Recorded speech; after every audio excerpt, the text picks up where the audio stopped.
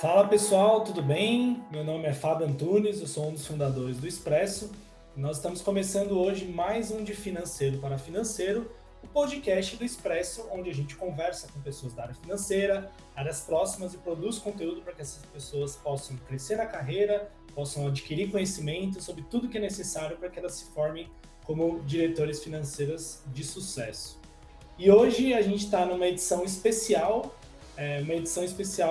para o nosso panorama de gestão de despesas 2026. Todos os anos, desde 2023 ou 2024, acredito, a gente faz um estudo com toda a nossa base de clientes sobre as despesas que eles têm, sobre as regras que eles têm, as políticas que eles têm, enfim, para dar insumo de informações para vocês sobre a gestão de despesas corporativas. E para o papo de hoje, a gente tem uma convidada muito especial, que é a Luísa, especialista de compliance da MDM, que a gente vai falar um pouco sobre o impacto das despesas jurídicas, das despesas financeiras, corporativas, desculpa, com a área jurídica, com o compliance. Então, como que essas áreas se conversam e o que a gente precisa prestar atenção para não se perder nessa história. Então, Luísa, antes da gente começar, eu queria que você se apresentasse, enfim, falasse um pouquinho de você. Perfeito. Bom, eu sou formada em Direito, né? E desde que eu me formei, eu tinha um pezinho ali no direito tributário, mas aí desde que eu me formei, aqui na MDM a gente sempre percebeu que compliance, necessidade de ficar aderente com os órgãos reguladores e ter dispositivos internos para mecanismos de autorregulação também dentro da empresa, né? Sempre foi muito necessário, sempre foi uma demanda que surgia nos mais diferentes tipos de setores, dos tamanhos de clientes variados. Então, a gente instituiu um setor especializado em compliance no escritório. E aí, desde então, eu trabalho com compliance, desenvolvendo programas de integridade, desenvolvendo programas também para adaptação das empresas aos órgãos reguladores. Hoje eu fico especialmente ali no compliance financeiro, mas eu atuo também desenvolvendo controles internos para as empresas, então é uma atuação bem diversificada. Perfeito. Muito obrigado, estou muito feliz pela sua presença aqui. A gente que Obrigada, conhece a eu. NDM há muitos anos já, parceiros nossos. Então, agradeço demais pela sua presença. Boa, vamos mergulhar no assunto, então, apresentados aqui para o público. Antes de tudo, eu queria convidar as pessoas para fazerem o download desse panorama de gestão de despesas. Se você é da área financeira e quer ter acesso a esse estudo com mais de 1.500 empresas sobre as despesas, sobre as políticas e tudo mais, tem um QR Code na tela aqui ou um link na descrição que você pode acessar. E vocês vão ver que eu vou olhar um pouquinho aqui para o lado, às vezes, porque a gente separou alguns desses dados que eu tenho que ler, não é impossível decorar esses dados, para trazer essas informações aqui para a Luísa para a gente discutir um pouco. Então vamos lá. Nesse estudo, né, só em 2025, eles tiveram mais de 4 milhões e meio de despesas lançadas, e dessas 4 milhões e meio, quase 60 mil dessas foram reprovadas. Né, e isso junta 6,15 milhões que deixaram de sair do caixa das empresas. E essa perspectiva, esses dados, eles não mostram só um lado financeiro. Eles mostram o que acontece quando o controle não existe sobre esse tipo de despesa. Né? E aí, por exemplo, vamos lá, em 2023 a gente estava com 23 mil despesas reprovadas, a gente mais que dobrou, fomos para 60 mil despesas reprovadas. Se a gente for olhar para o impacto financeiro também, foi de 4,4 milhões para 6,15 milhões. Então o volume aumentou demais. Né? A gente sabe que cada vez mais as empresas estão preocupadas com isso, então esse volume tende a aumentar cada vez mais. E aí eu queria, fazendo a conexão com o que eu falei para a Luísa no começo do nosso papo, eu queria fazer a primeira conexão disso com o jurídico. Né? Então, quando a gente fala sobre controle, né, se a empresa não tem controle, ela não está prestando atenção nesse tipo de despesa, existe algum risco jurídico nisso? Ou o impacto é só financeiro? E se a empresa pode ser responsabilizada de alguma forma por isso?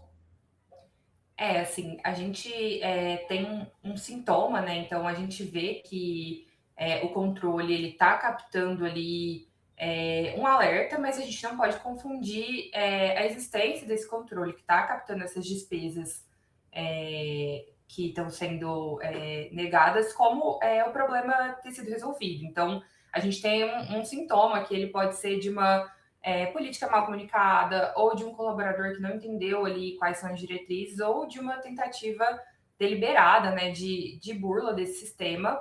E aí a gente precisa saber distinguir um ponto do outro para entender como a gente vai atuar perante esse risco. E aí a gente tem diversas frentes que podem impactar, né? Então, a gente tem o risco trabalhista, porque a gente fica exposto ali a uma ação por dano material. A gente entra também para um risco tributário, né? Que é uma despesa sem documentação que pode ser identificada ali pela Receita Federal. E na esfera penal, a gente tem riscos também de irregularidades repetidas, que podem configurar uma gestão fraudulenta, uma apropriação indébita. Então, assim, a gente tem uma gama muito grande de riscos que a gente fica exposto. E a gente tem um risco bem objetivo ali que está na lei anticorrupção, que eu considero que é o ponto mais crítico, que é a responsabilização da empresa, né? Então, assim, a lei anticorrupção, ela vai responsabilizar a empresa de forma objetiva. Então, não precisa provar que essa fraude ela foi caracterizada com culpa ou com dolo daquele colaborador. Então, a gente precisa evitar ela a qualquer custo para garantir que não teve essa negligência no controle interno, né? Perfeito. Então, só para eu quero muitos assuntos, vamos lá. Eu quero mergulhar primeiro nesse que eu gostei da lei de corrupção, depois a gente vai voltar para os riscos trabalhistas e Perfeito, tributários. perfeito.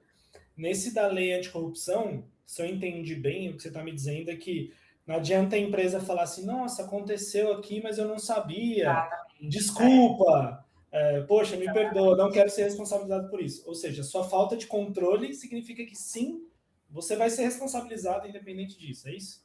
Exato. Vamos supor que tem ali um colaborador que está fazendo essa despesa fraudulenta e, de alguma forma, isso se comunica com a administração pública, tem algum setor público envolvido nisso.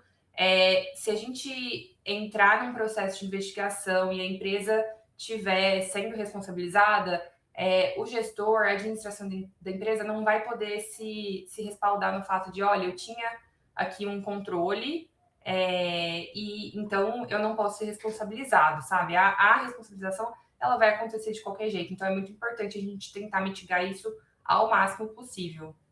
Perfeito. Uma vez eu ouvi de um advogado que o fato de eu não conhecer uma lei não significa que eu estou livre para não cumpri-la, né? Então, Sim, exato. é bem por isso. Interessante isso, porque isso já. Aqui não é o colaborador sendo responsabilizado, né? A empresa sendo Sim, responsabilizada por uma possível ação de um colaborador fraudulento. exatamente.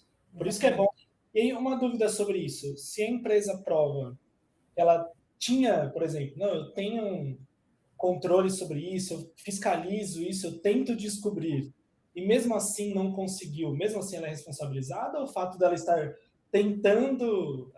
Então a gente tem uma mitigação, né? Se a estrutura da empresa é construída para mitigar que isso aconteça, com certeza a responsabilização ainda vai acontecer, ou seja, quando eu falo responsabilização, ainda vai existir um processo, seja administrativo, judicial, para investigar, mas não necessariamente a empresa vai responder na proporção que responderia se ela não tivesse nada, nenhum controle, nenhum tipo de gerência sobre isso, sabe? Bacana, entendi. Então significa que já é pelo menos uma parte Sim, do sim. processo. E óbvio que se tiver controles, muito provavelmente você também vai evitar que isso aconteça. Identificar antes, exato. Identificar, até porque as fraudes, o que eu entendo de fraude é que se uma pessoa tem a má intenção de fraudar, mas ela percebe que a empresa tem muitos controles, isso diminui bastante Sim, sim, sim. a O intenção, né? O apetite. apetite Sim. por isso. Bacana. Legal, então saímos desse corrupção aqui, que eu acho que é um assunto bem interessante, daria para ter um podcast só sobre ele, mas eu quero aproveitar todo o seu conhecimento aqui e falar um pouco também que você comentou dos riscos trabalhistas. Né? Uhum. Então, a gente escuta muito sobre o risco trabalhista do funcionário pagar do próprio bolso, ou riscos trabalhistas de integração a salário, por exemplo, dependendo Sim, do sim. tipo de despesa. O que você identifica como maiores riscos assim que estão relacionados com essas despesas? Então, quando a gente fala de gestão de despesa, né, no primeiro ponto que a gente sempre bate na tecla é para as empresas terem uma política clara de como que vai ser feito esse reembolso, os prazos, a forma, E, se possível, né, fazer essa gestão de forma automatizada para evitar tanto erro humano, tanto atrasos que podem acumular ali dentro de um processo trabalhista para uma condenação da empresa. Porque quando a gente vai olhar ali na CLT, a gente tem a disposição de que o risco e toda responsabilidade na prestação de serviço ele tem que ser do tomador de serviço, tem que ser da empresa. Então, a gente precisa ficar aderente a esse ponto, que muitas vezes, ali na prática, no dia a dia, as empresas, por ter uma proximidade com o colaborador, achar que não é nada demais, depois eu pago, mas isso vai gerando uma estrutura tão desorganizada que é isso, abre-se a janela para um risco que muitas vezes é desnecessário, que a gente consegue ali, com uma gestão mais automatizada, resolver e tirar isso como um problema de vista, né?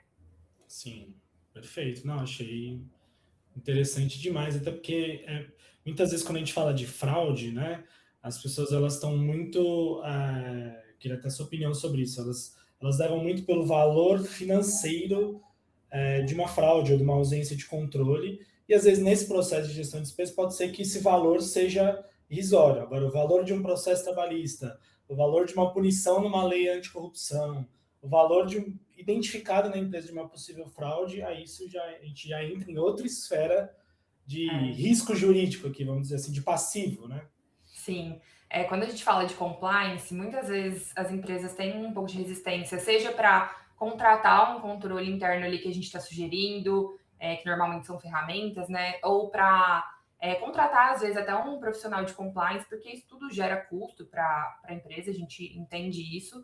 Só que existe o custo ali no final, que muitas vezes, se a gente tiver o programa de compliance, a gente não vai ver, que é o custo de todo esse passivo, de todas as sanções e multas que você pode ficar exposto, e o custo reputacional também que isso gera muitas vezes, né, que eu acho que é difícil de mensurar, mas pode ser que seja até mais significativo do que multas e passivos judiciais também, porque hoje em dia acho que essa parte reputacional de uma empresa tem muito peso, assim.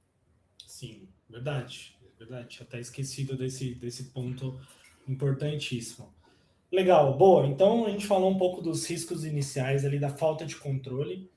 Eu queria trazer alguns outros dados e algumas outras perspectivas que a gente trouxe do estudo para discutir um pouco mais com você também. A gente, né, nesse nosso estudo com as 1.500 empresas aqui da nossa base, a gente percebeu que, em média, essas empresas elas têm 8 despesas reprovadas no ano, o que individualmente é um valor pequeno, só que a gente está considerando apenas as que foram captadas e foram reprovadas de fato, né? Só que quando a gente coloca no valor agregado, na quantidade de empresas, na quantidade de despesas que foram geradas, esse valor agregado ele fica muito maior. E o que é a nossa experiência e o que o nosso estudo eles indicam? Eles indicam que essa reprovação ela pode indicar alguns fatores. Ela pode indicar, por exemplo, uma política mal compreendida pelo funcionário, então ele não entende que aquela despesa que ele está fazendo é uma despesa irregular. Ele pode ser uma tentativa de exceção, que aqui o pessoal que escreveu o roteiro aqui foi bem sutil, né? Tentativa de exceção é o famoso migué, né? Pode ser isso, né? Vou usar um termo popular aqui. A gente pode ter falhas de processo, né? Que nesse meio desse processo todo a gente identificou uma série de falhas de processo. E a gente pode ter a tentativa deliberada de fraude, né? Que é a pessoa intencionalmente tentando fraudar. E aí, quando a gente entra nessa parte de políticas, de compliance, acho que elas têm muita conexão, né? Muito do papel do compliance é definir essas políticas para elas serem seguidas. Então, quando a gente não tem políticas bem definidas, do que a gente está falando aqui de inseguranças?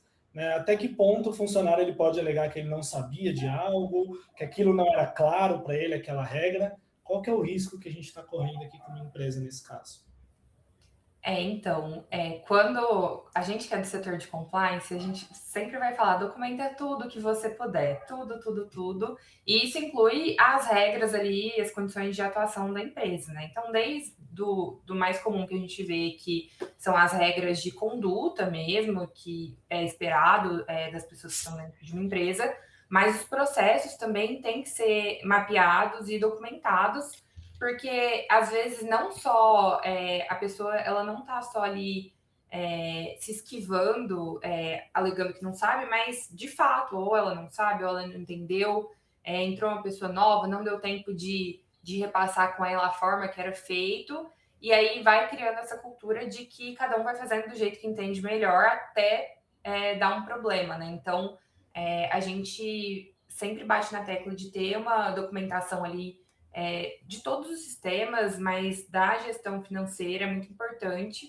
porque uma das áreas de mais risco, assim, exposição da empresa. Então, a gente precisa documentar todas as expectativas, né, o que é esperado que esse colaborador faça como conduta no dia a dia, no operacional dele. E é importante também que essa política ela não seja ambígua, porque aí, de novo, às vezes a gente faz uma política, é muito comum as pessoas pegarem uma política ali de internet, hoje em dia na IA, né, bate ali na IA, faz uma política, e aí você vai ver, é zero aderente com o que aquela pessoa está fazendo no dia a dia, então é importante que a gente desenhe o processo a partir do que está sendo feito, e aí, eventualmente, corrija algo que não deveria estar sendo feito daquela forma. Mas é isso, a política ela tem que funcionar como um mapa para os colaboradores, para se uma pessoa entrar na empresa hoje, ela lê aquele documento e entender o que tem que ser feito, preferencialmente sem ninguém falar nada para ela, sabe? Tipo, uma pessoa consiga ler sozinha, não há margem para interpretação, que aquela ali é a regra a ser seguida, e é isso. Inclusive, assim, é comum, às vezes, como a maioria do compliance vem do direito, né, dos profissionais do direito, é comum ter essa cultura também de fazer política com uma linguagem muito robusta, difícil, e não tem que ser a forma, né, não é o melhor caminho, tem que ser uma política que o colaborador, desde o estagiário ali da área financeira até o gestor sênior, vai ler, vai entender e vai conseguir replicar aquele procedimento.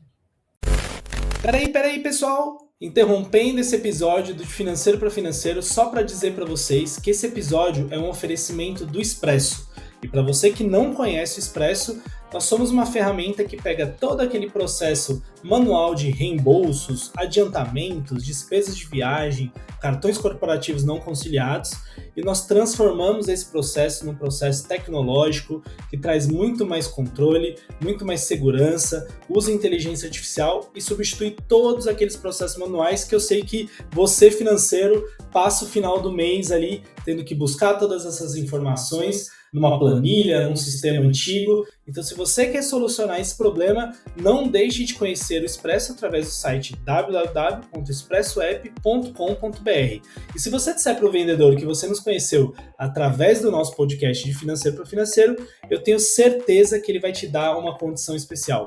Tudo bem? Então, a partir de agora, volte a assistir o episódio de Financeiro para Financeiro que você estava assistindo. Até lá. Perfeito, entendido.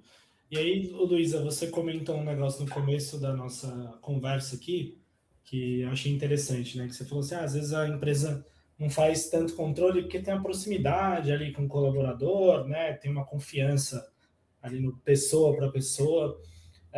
E aí eu queria pegar num ponto específico que é uma dúvida que sempre aparece assim no Expresso, que é, eu tenho uma política bem definida, mas, poxa, gostando dessa pessoa, vou abrir uma exceção para ela, que ela descumpriu a política dessa vez, mas, poxa, trabalha comigo há 5 anos já, eu gosto tanto dela, né? Que precedente que a gente está abrindo aqui quando a gente faz essas exceções, ou quando elas começam a virar constantes, assim, o que isso pode causar de dano na sua visão? Então, o compliance, eu entendo que ele não pode ser extremamente burocratizado, mas ele tem que ser flexível no momento que a gente está construindo ele. No momento que a gente está no operacional, aquela regra ela tem que valer, porque essas regras de operação, de conduta, elas vão formando a cultura ali, né, que aquele funcionário está exercendo no dia a dia, e isso é repassado com muita facilidade. Então, assim, você tolera uma vez, aquela pessoa fala, olha, não faz desse jeito, faz assim porque é mais rápido, vai dar tudo certo também. E aí a gente vai alimentando essa cultura, e aí quando a gente vai olhar, a prática não está nem um pouco aderente àquilo que a gente desenhou no procedimento. Então, O compliance ele tem que ser flexível, a gente até fala de um conceito que é de abordagem baseada em risco, né? Então, a gente não vai desenhar coisas super burocráticas, super complicadas, que vai deixar aquela operação mais lenta, mas a partir do momento que a gente fez essa abordagem baseada em risco, identificou o que é muito, muito caro ali, que não pode ser flexibilizado, e a gente tem que seguir isso como padrão. E aí, nas próprias políticas, a gente tem muitas vezes tópicos de responsabilização pela pessoa não seguir a política, né? Então, isso está previsto também, isso precisa ser seguido. Sim, inclusive, às vezes, não necessariamente é sempre uma punição máxima, às vezes pode ser uma advertência, às vezes eu posso orientar para que não se Sim. repita. Precisa ter alguma medida, não necessariamente alguma medida que vá prejudicar a pessoa, mas algo precisa ser feito quando a política não é seguida, seja um treinamento de reciclagem, algo nesse sentido também. Perfeito. Eu acho muito legal, Luiz, abrindo um negócio com você, assim, a gente está falando sobre esse tema de compliance relacionado com um panorama de gestão de despesas, que quando eu fundei o Expresso 10 anos atrás, mas não passava na minha cabeça que eu falaria sobre compliance, né? Porque a gente surgiu como uma ferramenta, uma plataforma de gestão de despesas corporativas, e a gente entendia que a gente estava atuando na gestão financeira, né? Só que com o tempo a gente foi percebendo que a gente tem uma relação ali financeiro-colaborador, que é uma relação onde o compliance presta muita atenção, porque muitos dos riscos estão ali nas finanças, né? Na parte financeira, não só ali, mas muitos dos riscos estão ali. Então, esse é um assunto que a gente fala muito, inclusive para detecção de fraudes, que também é um negócio que também faz parte do dia a dia da conversa de compliance. E eu fiz esse disclaimer toda, essa volta toda aqui, que eu queria falar um pouquinho também sobre o uso de tecnologia nesse caso, né? Então, quando a gente surgiu lá 10 anos atrás, a gente entregava uma plataforma para as pessoas, para os financeiros, que eles usavam a gente para seguir o processo e fazer aquelas aprovações e tudo mais. De uns tempos para cá, de alguns anos para cá, a gente começou a entender sobre o impacto de uso de inteligência artificial para ajudar, para conferir essas políticas para as empresas e tudo mais. Então, esse assunto ficou muito mais forte. E aí eu queria trazer mais alguns dados para você aqui que a gente pegou nesse estudo, porque eu queria ouvir alguns comentários seus sobre isso.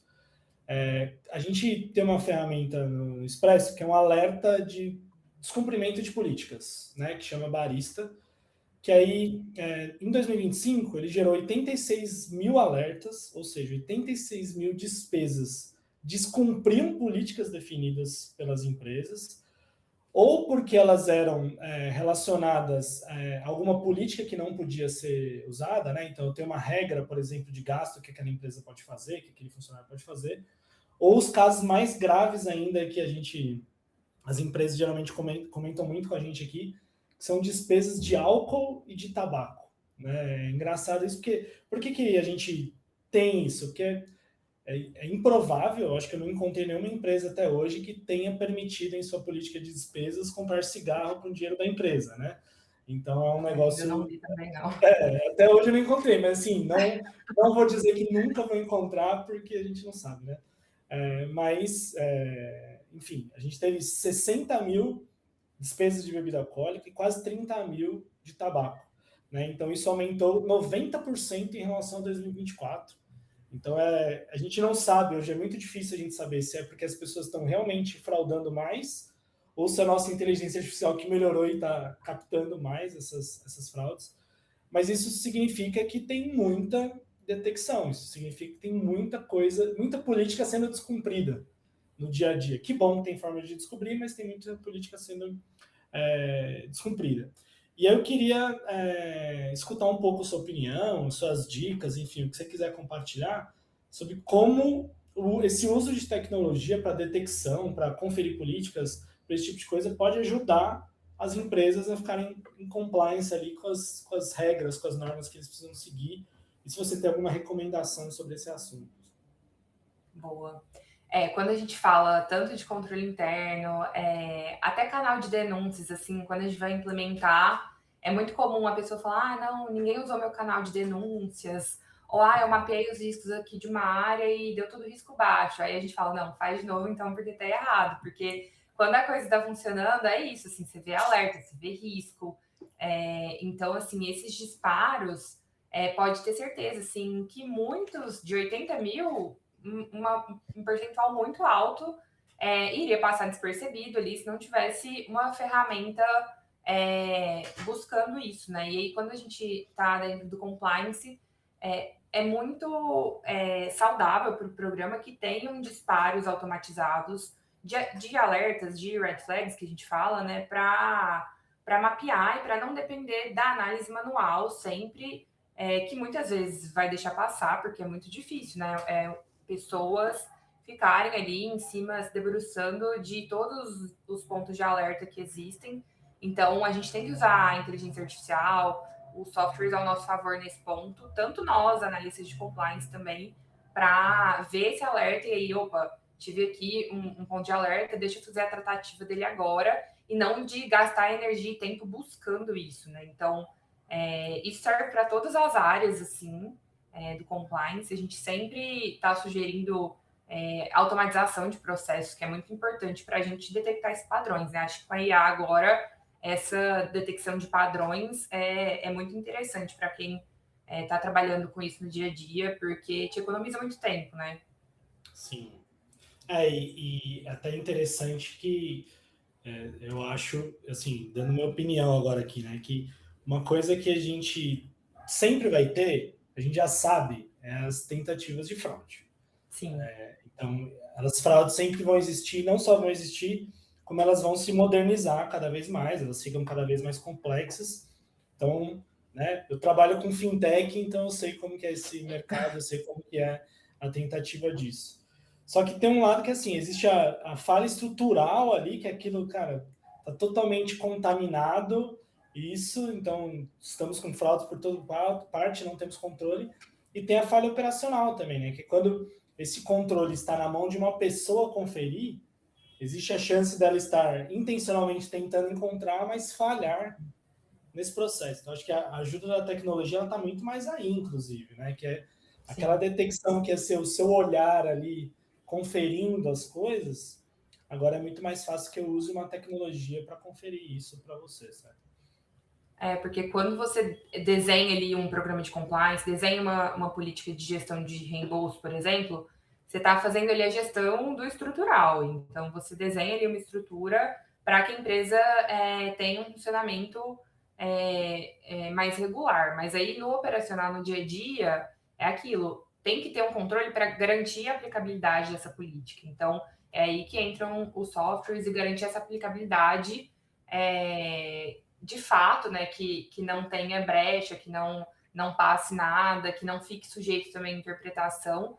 E um ponto também de usar a tecnologia que eu já até falei, no compliance a gente precisa documentar tudo. Então, nesses cenários que acontecem algum disparo de alerta ou algum ponto ali que gerou alguma desconfiança de fraude, se você tem um software documentando todo esse processo, você vai conseguir investigar isso e até eventualmente colaborar com autoridades ou reguladores, se for o caso, com suas evidências ali, né? Então você não fica tendo que correr atrás e, nossa, não documentaram isso. Então alivia muito nesse sentido de você ter tudo organizado, estruturado e documentado. Sim, se eu precisar, por exemplo, apresentar uma defesa de algo, eu vou ter Sim, que criar do zero. Tenho ali sim, os processos, tem minhas documentações, tem aqui, olha, o que aconteceu foi isso. Isso com certeza já vai te exato. dar uma segurança jurídica muito maior. Né? Boa. Luiz, eu queria um momento jabá da área de compliance agora. A gente fala muito sobre compliance aqui no Expresso, a gente fala muito até com áreas de compliance de empresas. E eu queria que você, como especialista de compliance, falasse para as empresas a importância disso, como que isso reduz diretamente essa exposição legal, né? Então, eu queria que você contasse um pouco disso. E para as empresas que não têm, né, às vezes a empresa é muito pequena, ela ainda não está nesse momento de ter um departamento de compliance, que dica que você dá que pode fazer com que isso melhore, pelo menos para as políticas, para o mínimo de compliance ali tá feito dentro de uma empresa? Boa. Então, quando a gente fala em estruturação do setor de compliance, né, tanto de controles internos quanto na estruturação com pessoas, existem muitas pesquisas, eu não vou lembrar de cabeça agora, mas assim, muitas pesquisas que falam na economia final que isso gera, né? Então, é igual o jurídico preventivo, assim, que você não está vendo ali, não é um processo que o valor da causa era tanto e você não teve que arcar com isso, mas é uma prevenção ali, que inclusive é um pilar do compliance, né? A gente atua primeiro na detecção dos riscos e no preventivo. E aí depois, se algo der errado, porque é igual você falou, sempre vai ter alguém tentando fraudar, sempre vai ter um risco, seja interno, seja de colaborador, seja de terceiro. E aí, quando esse risco pontual acabar escapando ali daquela estrutura, você consegue identificar ele mais rápido. Então, isso não vai passar e não vai estourar só quando for ter um prejuízo de fato para a empresa.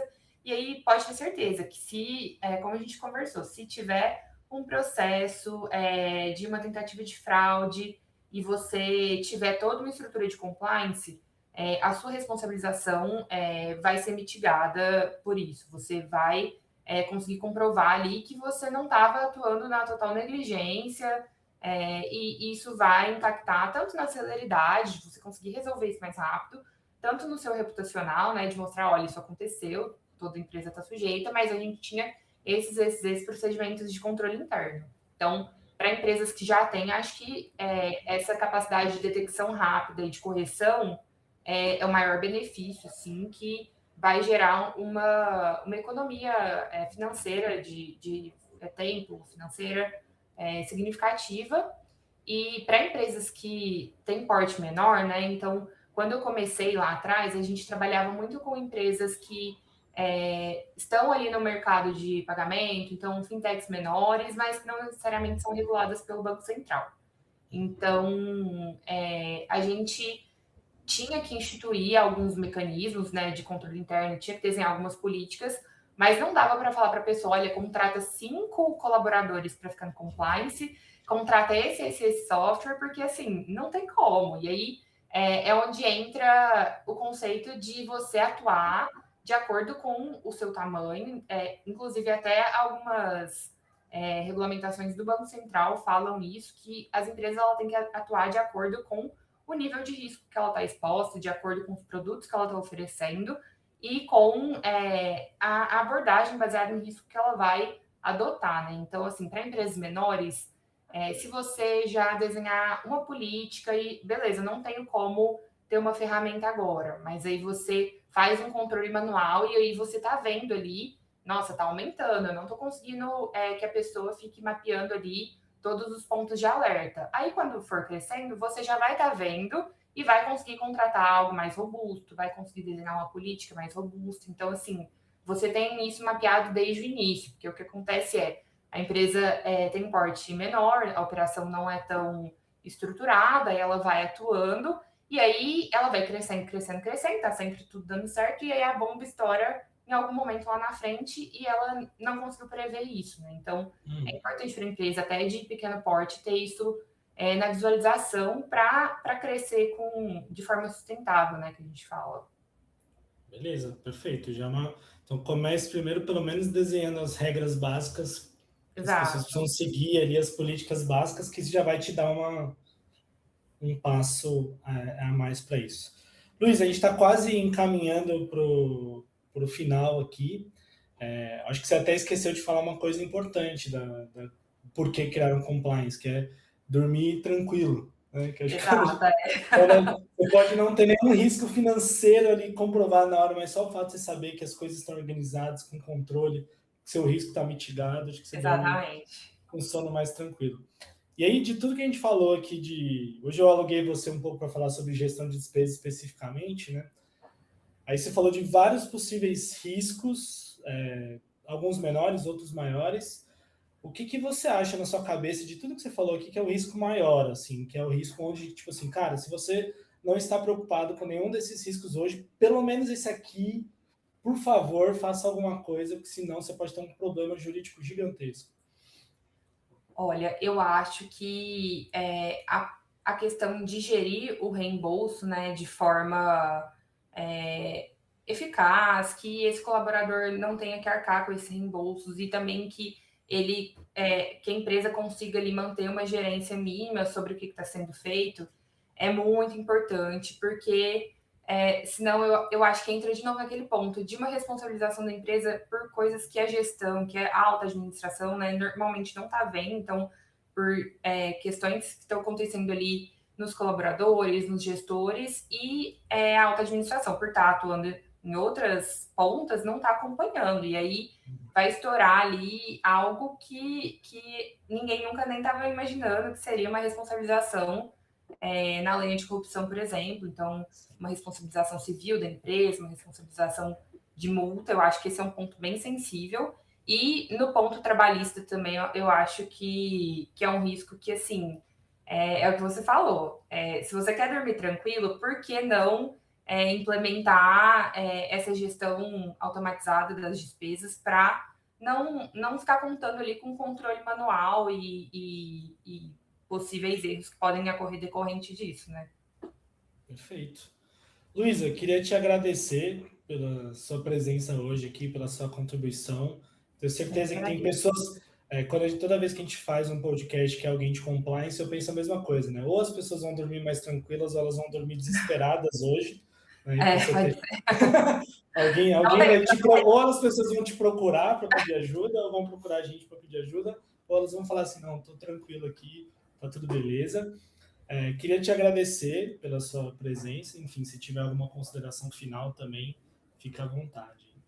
Imagina, eu que agradeço pelo convite, foi muito legal estar aqui. Sempre gosto de falar de compliance e não quero ter essa abordagem de apocalipse, de compliance, mas é importante a gente sempre estar desenhando os processos, né, para a gente não crescer no freestyle, né? Então, a gente desenhar e crescer de forma estruturada, e sempre é tempo de fazer um mapeamento de riscos, a gente tem que estar renovando, né, esse mapeamento de riscos, inclusive. Então, sempre é tempo de olhar para isso e evitar que novos riscos apareçam também. Perfeito. Muito obrigado. Queria agradecer também as pessoas que assistiram a gente aqui e lembrar que todos esses dados que eu trouxe aqui de despesa reprovada, bebida alcoólica, políticas descumpridas, gastos, tipo de gastos, enfim, todos esses dados que eu trouxe aqui hoje, eles não foram tirados da minha cabeça, eles são parte de um estudo que a gente realiza anualmente com uma base muito grande de pessoas, mais de 1.500 empresas, onde a gente investiga esses processos, pega dados financeiros dessas empresas para a gente conseguir compartilhar e contribuir com as suas políticas, com a sua criação de políticas, com as suas regras, com os seus processos financeiros. Então, se você quiser ter acesso a esse estudo, o QR Code está aqui na tela ou o link está na descrição para você fazer esse download.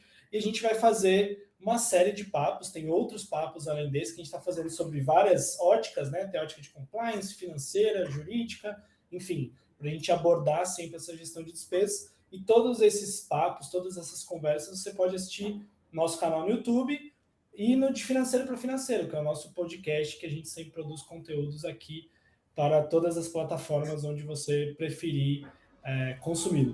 Então, eu queria agradecer a presença de vocês até agora pelo papo. Mais um abraço para a Luísa e tchau, tchau. Tchau, tchau, pessoal.